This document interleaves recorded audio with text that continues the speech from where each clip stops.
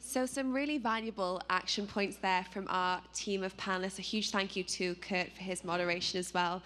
It's now time for a fireside chat with a little bit of extra flame on the fire. It's an absolute pleasure to welcome next to the stage our next panel discussion. We're taking a look with Austin Davis, the co-founder of CrownBits.io, and he will be picking the brains of the investment banker turned Bitcoin bull, Mark Yusko, CEO and Chief Investment Officer of Morgan Creek. Let's have a round of applause for our next discussion, guys. Awesome,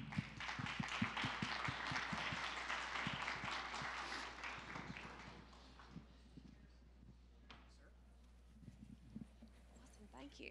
Thank you, thank you. I say appreciate you guys getting the applause out of the way before I talk. Yeah. How's everybody doing today? All right. Can I get a hello? Can I get a ow? Wow. All right, there we go. Now you're alive. Now you're awake a little bit. It's a post-lunch crowd. Yeah, exactly. Supposedly, we're going to be up here creating fire today, so I hope you brought your fire suit, Mark, because I'm throwing you in it. Throwing you in Brought my fire. fire socks. Yeah, that's right. They are fire. Are they Bitcoin socks? Bitcoin socks, yeah. We got the history of the Bitcoin logo. Awesome. Love it. Love it. Well, you know, before we dive into the whole fireside chat here, I've gotten to know you pretty well over the past few years, and I know that you're a man that likes to think first and act with his gut, because usually that's right, like your intuition, right? So we're going to go with, I'm going to throw a word at you. You give me your gut reaction. Wow. You Okay. say one word back, and we're going to go a few. I don't do one word. Anyone who knows I know. me knows That's I don't why do I'm doing short. this. I'm forcing you to do it, because otherwise word. we're going to spend an hour talking about the first question. Wow. All right, here we go. We're going to get it all out real quick. Okay, Bitcoin. Freedom. Ethereum. Infrastructure. Musk. Charlatan. Doge. Shit. Staking. Question. Question. Okay. Banks. Past. Okay. Interest. Necessary. Your dad, so fatherhood. Love, right? Yeah. I like it. I like how that one took the longest. I just started thinking about my son like, and my so many kids. We'll thoughts. see you later today. Awesome. Okay. FTX. Ooh. Or SBF, whichever one. It's the same thing. Yeah. This one's tough because I don't want him to hear. It's okay. He's a big boy. Look, no, one word. Question. I'm back to question. There's a lot of questions about. You don't know him well enough, I guess, right? Actually, I don't. I actually don't know him very well at all. Yeah. Playing it safe. Okay. Can respect that. Gemini. Or Winklevi. The Winklevi. Synonymous. No, they are synonymous, one and the same. Yep. I would say Gemini, immature. Okay. Interesting. Not them, but I think the business is still very Early. immature. Look, I'm going to do more than one word on the Winklevi. It's rare to be right once in your life, like big right, like way ahead of the curve. So arguably they invented social media, or they were involved in the invention of social media. That's pretty good. That's one. Yep. Two, they were early into Bitcoin. So they are the second largest owners of Bitcoin in the world, behind Satoshi, the Satoshi wallet. That's pretty good. Then they bought Nifty Gateway for $1 million. And I don't know if Adam's around, but they bought it for $1 million. And Adam thought he'd made a ton of money because he paid in, he bought it when it was like nothing. But that was way before anyone even knew what an NFT was. And so for them to be that far ahead so many times and yet not to be the dominant player in the exchange space, I just think it's just an immature business. So they need Right.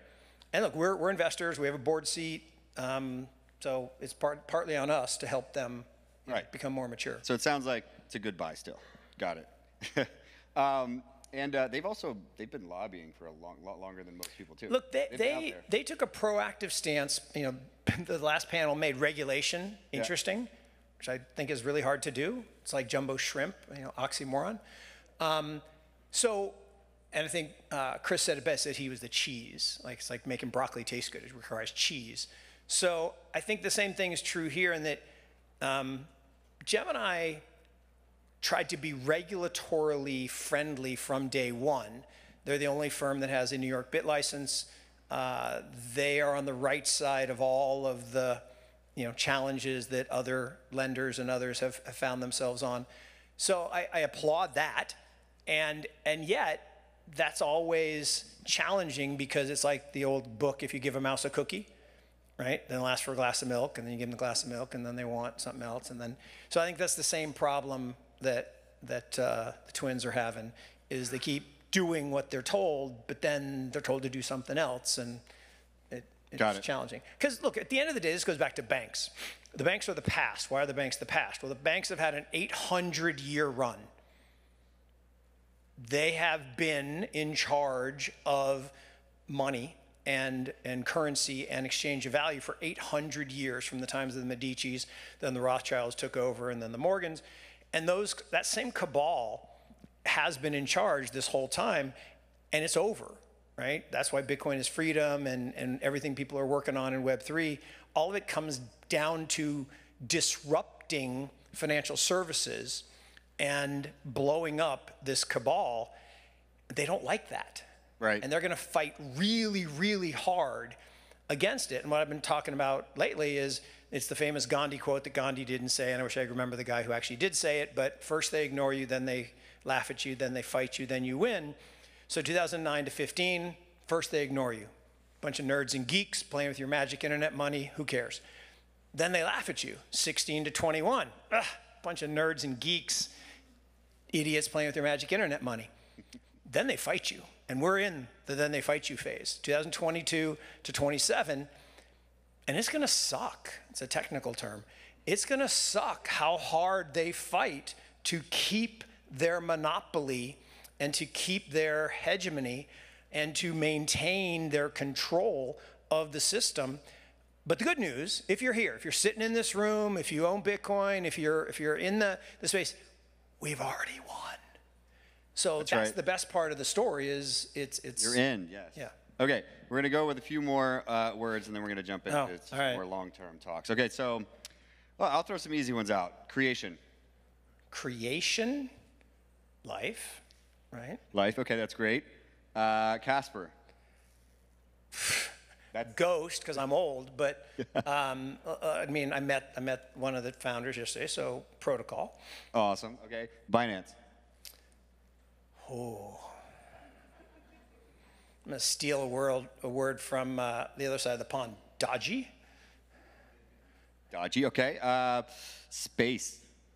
Actually, I'm going to take that back. Okay. I mean, it is dodgy, but you have to just be amazed and inspired and in awe of what CZ has built. It's just in terms of breadth. For sure, and he seems like a good dude. And all centralized things are a bit dodgy from that perspective, right? Yeah. But yeah. Okay, so back to this very decentralized thing, space. Space, unreachable. Unreachable, that's right. It's ever expanding. Time. Money. Okay, last one, unicorn. Imaginary. There's no billion-dollar companies? No, I'm just kidding. No, there are, but they're ephemeral, right? Right. Most of them are ephemeral.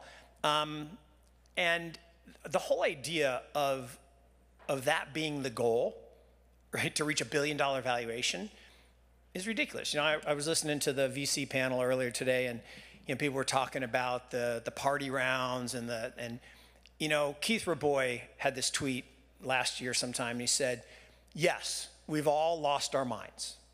The VC industry collectively, we've lost our minds. We're overpaying for deals, and we all need to return to sanity, but you go first.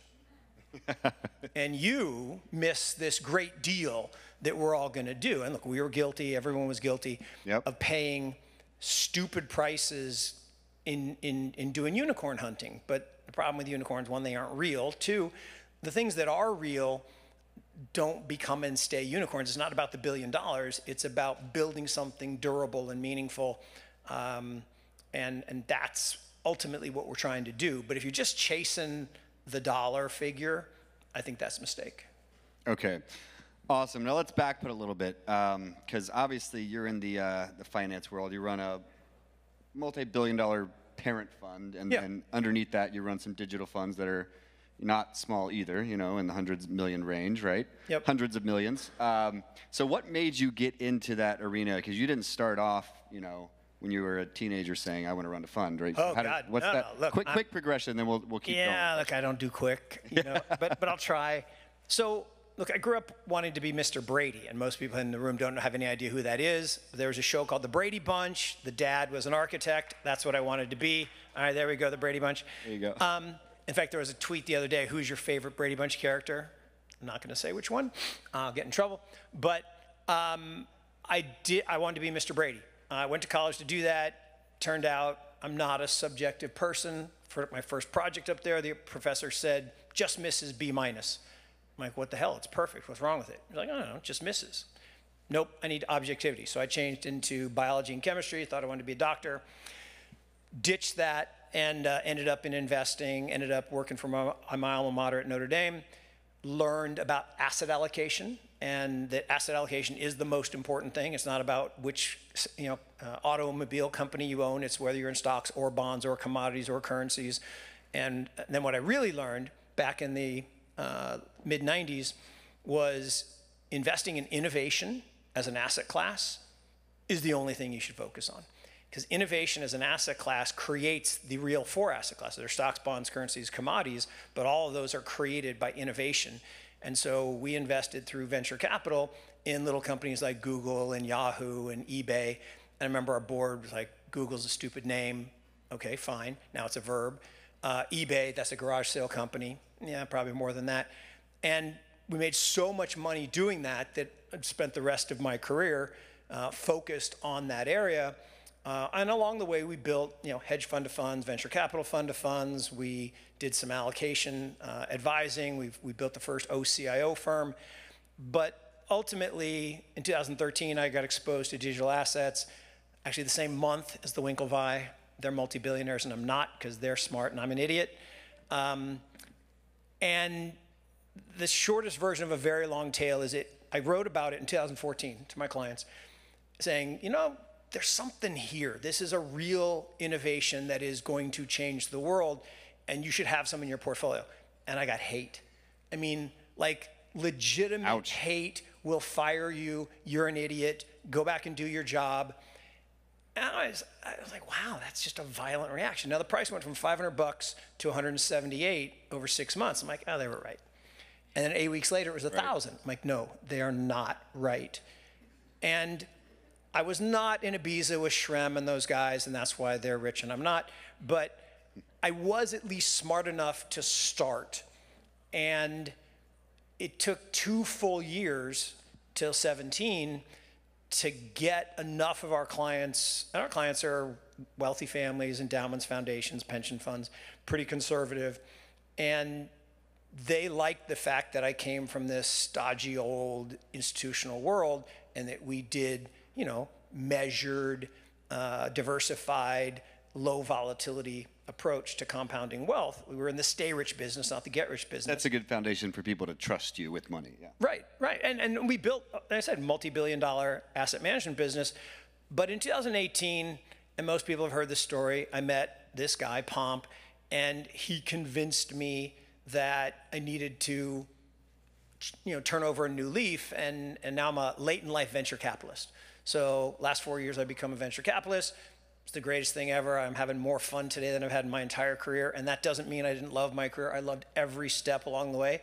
But now, hanging out with founders like yourself, hanging out with motivated, visionary people like Ram here in the front row, hanging out with people who are so talented and are migrating to this freight train of innovation. And it's like nothing. Look, 96 to 2000 period was nirvana. Smartest people in the world were coming into the internet. People thought they were idiots, and they weren't. And we built this amazing infrastructure, which now we take for granted. Now, this innovation is bigger because we're building on good technology. Internet was built on crap. It was built on client server and dial-up and that stuff. This is built on really good tech.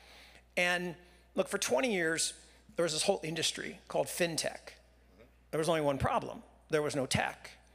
There was a lot of innovation around UI, UX, but there was actually no tech. ACH, Fedwire, Swift are 70-year-old technology. We're still using the same tech.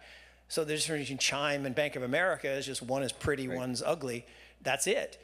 But ultimately, this innovation changes financial services as profoundly as the internet changed media and commerce. And media and commerce are big. You created the first trillion-dollar companies. Financial services is 10 times bigger. Derivatives is 10 times bigger than that. So we're talking an order of magnitude of 100x opportunity, and all of it, every shred of the traditional financial services industry and the 7 trillion with a T. Oh, come on, somebody shudder even just a little when I throw out the T word. Okay, because you know what a trillion is, right? I lock the doors. And you guys have to sit here with us for 31,710 years, which I promise you would be most unpleasant. No bathroom breaks. And we got to spend $1 a second. That's 1 trillion. 7 of those babies get spent every year in frictional costs enriching Jamie Dimon and Warren Buffett, et cetera, which is why they hate, with a capital H, capital A, capital T, capital E, that's why they hate what y'all are doing. And they are going to fight like hell to preserve that $7 trillion of graft and corruption. And what will free it, what will make it free, is Bitcoin and other protocols that will allow commerce and and value transfer to happen in a trustless state, which we're replacing trust with truth. Yeah, and that is the key. You make a good point about that $1 trillion number, how people don't get as shocked anymore. We're spoiled now. It's already, crypto's above $1 trillion now. Right. Just barely right now. Yep. It goes up and down, right? And then eventually it'll be higher and higher. So if you look at that compared to something like the New York Stock Exchange, that's around 25 trillion, right? Yep. Crypto around 1 trillion. How many years till we flip that? Like, that's kind of the real flippening, right? People talk about flipping Ethereum, Bitcoin, like whatever, that's still in the same camp. What about the real flippening, where we flip Wall Street on its head and crypto is worth more than the New York Stock Exchange? Well, it's interesting because it's all in the same thing. That's when we have real power, I think. Is ultimately a share of stock, right? It's a piece of paper. It's literally a physical piece of paper, which boggles the mind. 400-year-old technology. A piece of paper that sits in a file drawer in Dallas, Texas at DTCC. It gets turned into an electronic QSIP that we trade back and forth.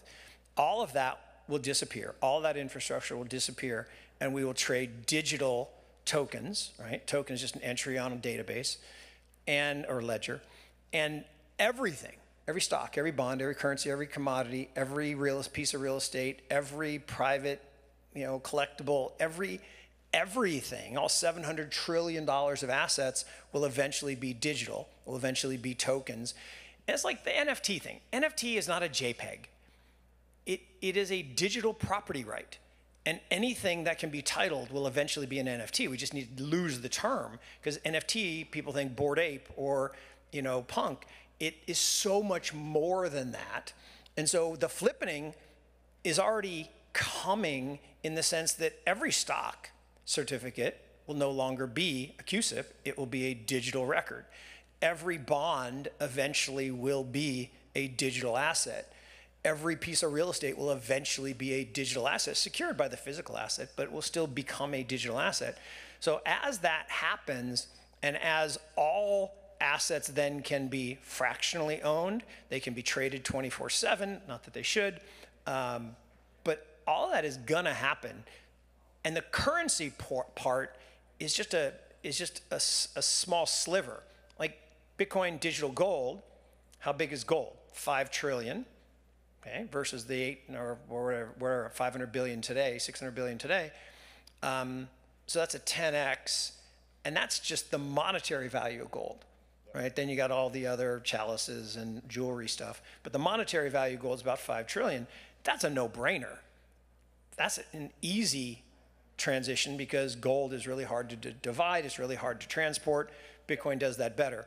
Then you go to the next layer, and if you ever heard Murray Stahl talk about this from Horizon Kinetics, he explains why I'm too bearish about Bitcoin in that I think it replaces the monetary value of gold. He's like, no, it replaces all monetary value, which is about $86 trillion around the world. And that one's harder for me because the banks will fight really hard to stop that. Governments will fight really hard to stop that. But I think he's right ultimately. It could be. It's not guaranteed, but it could be. Yeah, I think it could be. Yeah, for sure. I mean, I heard a podcast the other day with Diamandis and Saylor. You know, Peter Diamandis, Michael Saylor, and it's a good one. Go listen to it. But in that podcast, Saylor's talking about $10 million Bitcoin potentially one day, which is just insane to think about. Because people talk about $1 million Bitcoin. You're like, yeah, maybe one day, could be.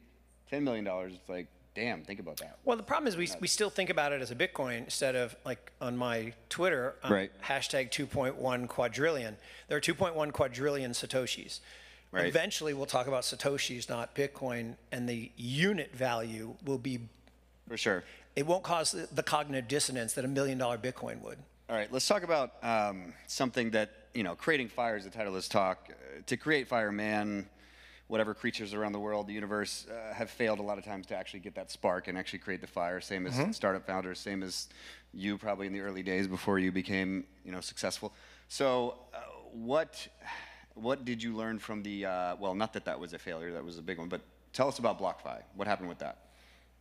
You know, BlockFi is an interesting story in that, you know, we were early investors. So we are the second largest investor, owned about 10% of the company. And, you know, you learn more from your losses than your successes.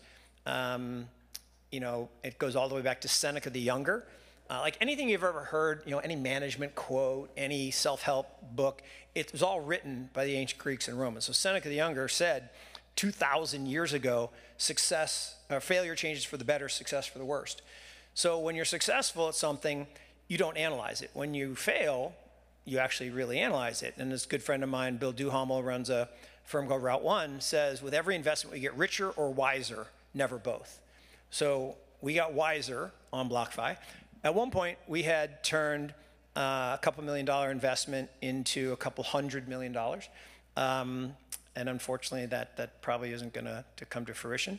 But what happened with BlockFi is pretty simple. So there are a bunch of lenders, and the lenders, a number of them got in serious trouble because they had a bad business model. They didn't over-collateralize their loans. They used shitcoins to collateralize real assets. Which is the case of Celsius. And long story short, Celsius went bankrupt, Voyager went bankrupt, BlockFi didn't go bankrupt. Why didn't BlockFi go bankrupt? Well, two reasons. One, they over-collateralized their loan to Three Arrows, actually got the full $1 billion back that they had lent, liquidated most of it in Bitcoin, but then were left with a little GBTC shares, and someone, who I won't name, leaked confidential information from BlockFi that they had these shares, and the day from Thursday to Friday before Father's Day, the GBTC discount went from 24% to 37%. And the price fell 50% in 24 hours. So that incurred a very large loss. And so three things had to happen in order within 5 days for BlockFi to have a problem. This is a company that had $600 million of revenue at the time. This is a company that had $100 million in surplus, although the SEC was taking a bite out of that. Yep. But three things had to happen. One, you had to have Celsius close their doors, which they did, and that caused a run on the bank. So 25% of assets left. And this is the one thing that just pisses me off. You have people on the internet, hopefully nobody in this room, that are in the maxi camp that tell people to take their money off these exchanges and lenders and hold them in cold storage, not your keys, not your coins. And the tribalism that exists, and the idea that, look, if you think that Bitcoin's only role in society is to put it on a thumb drive and bury it in your backyard, we're done. We can all go home. It's over, right? We have that. That's called gold. And it's been working for 5,000 years, and putting it in the backyard on a thumb drive does not do anything for society. What we need is Bitcoin as a base layer of monetary assets to be deposited. It needs to be lent. It needs to be borrowed. It needs to be spent. It needs to circulate. It needs to become, okay, part of a fractional reserve system. I defy anyone. Everyone says, oh, rehypothecation is evil. Tell me a country that you would live in that has a shitty fractional reserve banking system. I'll wait. It doesn't exist. The only countries you all would live in are countries that have strong fractional reserve banking systems. True. It is one of the great inventions in mankind's history, and that people piss on it all the time. And so we have this tribalism in crypto Twitter that actually, using reflexivity from Soros, caused the situation which led to SBF to walk in. And I didn't understand how a kid, and I don't mean that in a derogatory sense, he's just younger than my son, could understand 1907 trust law. And then someone told me, well, it's because his mom and dad are trust law experts. I'm like, okay, now I understand. So, look, he took advantage of this 1907 Trust Act brilliantly. That was created by John D. Rockefeller and J.P. Morgan in response to the Knickerbocker Trust debacle. That's more than anybody wanted to know. But the bottom line was you had Celsius shut their doors. You had the GBTC premium collapse. The discount widen. And then you had the largest investor, Peter Thiel's firm, back out of the round that was supposed to close on Friday. Right. And the rest is history. Yeah, gotcha. So it was definitely not a complete failure. Obviously, the customers are still pretty much whole, right, as far as I know. And every customer who's wanted their assets has been redeemed without any loss, which cannot be said for Celsius or Voyager or others. Yep. Company's still going to do close to $250 million of revenue this year. I think it will be one of the big four lenders that will exist. Because here's the thing. CeFi is going to exist. Yes, DeFi is the ultimate goal, but CeFi is going to. My father will never, 84 years old, will never hold his own keys. Not ever. It's never going to happen. A lot of people won't. They don't trust themselves. And there was a discussion earlier today about could we move to a world where we don't have seed phrase custody. That could be interesting, and maybe he would then move further toward DeFi. But in the end, trusted third parties are part and parcel fabric of good economic systems. And yes, we want to move to a more pure DeFi system in the future, but there's a process. And so I do believe there will be CeFi organizations that will replace the old banking institutions and allow us to have exchange of value in a digital world. All right, really quick, because we're out of time. Speaking of creating fire, there's a lot of hungry founders in the room, startup people creating those fires. So what do you look in as somebody who invests in companies and people in startup founders specifically? Yeah. Just a couple minutes on that and then we'll wrap. No, look, most important thing is competitiveness. I don't care what you're competitive at, but you got to be competitive at something. I really, really like people who not only love to win, but hate to lose. So that's what I really look for. For me, it's a fast motor. And you know it when you see it. Everyone can sit here and think of the people they know that have the fastest motor, right? They're just people who are really motivated, really driven, really connect dots quickly. So that's important to me. Integrity. If you don't have integrity, move on. If you're playing golf with someone and they cheat, they'll cheat on you. They cheat on their spouse, they'll cheat on you. So people with integrity are critically important. So I want intellectual curiosity, not necessarily intellect. I don't want high SAT scores. I want people who are intellectually curious and lifelong learners. I want people who have really strong character and the highest levels of integrity. And then I'm really looking for leadership. And leadership is charisma that other people want to follow. And there are all different types of that, but the authentic leadership that truly other people want to follow, And we've all had it, right? You've sat in the audience, you've listened to someone said, I would go to work for that person. Or, I want that person on my team. Those are the people I want to gravitate toward. And, I'm lucky. I've spent the last decade, my wife and I run a scholarship program at Notre Dame. All we do is try to identify great future leaders. And so we get to screen through, thousands of kids that come to Notre Dame, and we get to pick these amazing leaders. And just one little humble brag, we've had 8 graduating classes. We produced 4 valedictorians. Wow. So there's something about the process of looking for these things, of intellectual curiosity, high levels of character, and a real commitment to servant leadership. I believe the more you give, if you continually give, you'll continually have. I think that people who are in this not just to make a lot of money and become a unicorn, but to give back to society and build something great, that's what we're looking for. Awesome. Thank you so much. Thank you guys for being here. Thanks to you for everything. Thanks to Joseph, Tim, and Alon for bringing us, and the sponsors as well. Thank you guys.